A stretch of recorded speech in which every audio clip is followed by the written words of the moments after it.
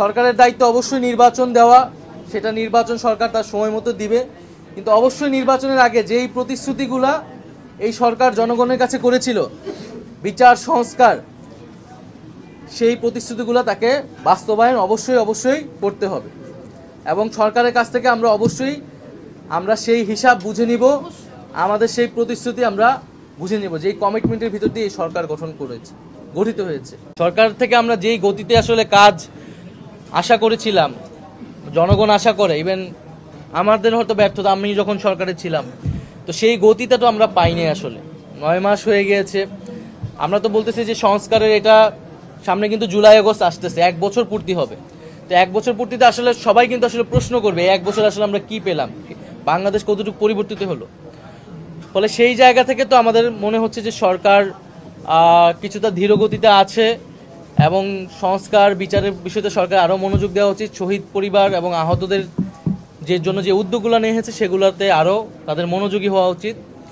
এবং এখানে সরকারের কাজেও নানা গোষ্ঠী, নানা পক্ষ আসলে বাধা তৈরি করছে। আমরা তাদের কাছে আহ্বান জানাই যে আমরা যেই ঐক্যের ভিত্তিতে গণঅভ্যুত্থান হয়েছিল, সেই ঐক্যটা ধরে রেখে সরকারকে সবাই সহযোগিতা, সমালোচনা সবকিছু করেই সরকারকে যাতে আমরা কাজ করতে দিই।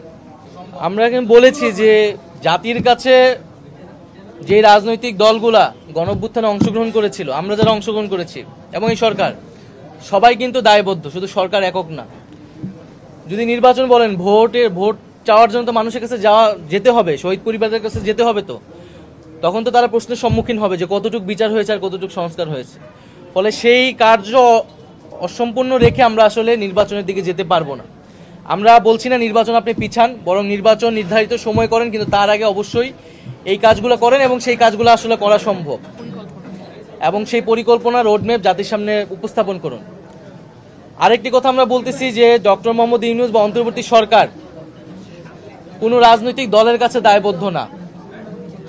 এই সরকার দায়বদ্ধ এই শহীদ পরিবার, আহত এবং এই বিপ্লবে অংশগ্রহণকারী ছাত্র জনতার কাছে। ফলে তাদের মতামত নিয়ে এই সরকারকে চলতে হবে, তাদের রায় চূড়ান্ত রায়। বিচার তো আসলে যেই সরকারই আসুক, বিচার তো আসলে যতদিনই লাগুক এটা কন্টিনিউ হইতে হবে, সেই কমিটমেন্টও লাগবে, বিচার এবং সংস্কার দুইটাই। এটা তো জনগণ রায় দিবে আসলে। কিন্তু এখন তো অন্তর্বর্তী সরকার রয়েছে এবং এই সরকার এই প্রতিশ্রুতি নিয়েই সরকার গঠন করেছে যে বিচার এবং সংস্কার এবং মানুষের ভোটাধিকার তারা নিশ্চিত করবে। ফলে অবশ্যই এই সরকারকে তো তার প্রতিশ্রুতি বাস্তবায়ন করতে হবে।